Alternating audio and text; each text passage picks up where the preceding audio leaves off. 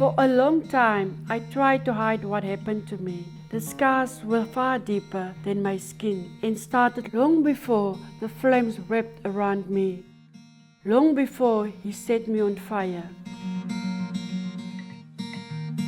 For the first 2 years, I was very happy. I loved my husband very much. But one morning, he got very angry and he hit me in front of my children, and I got a blue eye.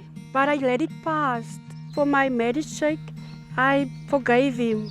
I was scared of him, but I loved him very much. There were times that I wanted to leave. I stayed because he provided for us. There were so many moments that he got angry and hit me. Early one morning, he came home after being out all night. He wanted to sleep with me. When I refused, he dragged me out of the bed, opened the front door and pushed me out. I fled to a friend's house, but before I got there, he came after me with a knife and stabbed me. My friend took me to the hospital and the doctor asked me if I'm going to make a case. I said no, I will be okay, and he pleaded for forgiveness. He was so sincere, so I believed him that he wouldn't do it again. One day, me and my husband had an argument and he almost hit me with a hammer. There and then I decided it's time to leave. He started to threaten me and call me. I got a restraining order, but that didn't stop him. There was a knock at the door.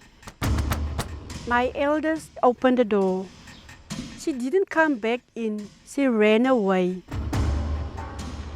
He came in, opened the drawers, and he was looking for a knife. I ran out to a minivan to get away. Just before the driver took off, he threw a paraffin heater through the window. It fell on me and set me on fire.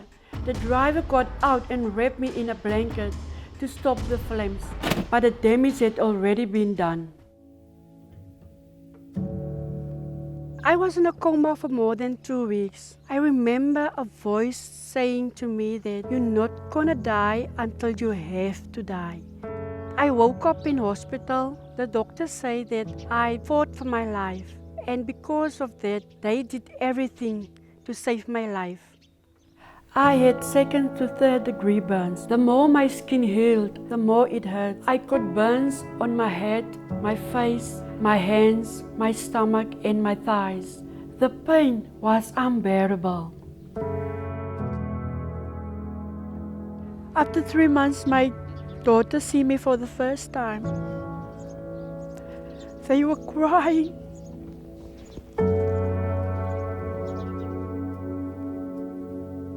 Every morning when I woke up and I see myself in the mirror, I cried. I cried that I was angry with my husband for doing such terrible thing to me. I lost so much weight. I was anorexic. I didn't have ears. I didn't feel like a woman. It's like everything was taken away from me. I felt that no one would ever love me. When I spoke to God, I was always asking questions. Why, Lord, me? I really felt lost at that time. I didn't want to see anyone, or I didn't want them to see me. My turning point was when I gave everything to God. It was at a women's conference. In that moment, I said, Lord, here I am. I realized that God is the reason I am alive today.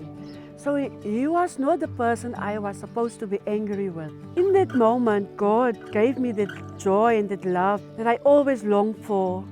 I could see myself through God's eyes. The feeling was overwhelming. I felt like a new person. I asked my daughters for forgiveness for what I put them through because I didn't stand up for myself. I was supposed to protect them and I didn't. I've learned not to be quiet. After what happened, he was sent to prison. I made a decision to visit him at prison. When I sat in front of him, I said, I want peace and I forgive you. I felt like a burden was lifted off my shoulders. It's been almost 14 years since it happened. My family stood by me all the time. There was times that I was down and they will always give me word out of the Bible, especially my aunt. I remember she told me that one day I will be okay, and I can see it now. In Genesis 50 verse 20, Joseph told his brothers, "You meant evil against me, but God meant it for good, to save many people." Now I love myself for who I am. My worth is rooted in Christ. I'm a living testimony that His love never fails. I almost lost my life because I didn't love myself enough to say no. I was ashamed and worried about what people would say.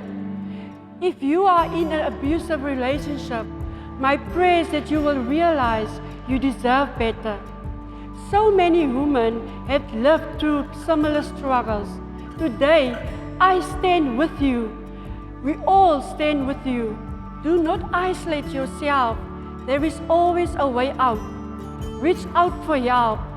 I pray that God will give you the courage to do so. Allow Him to show you what love looks like.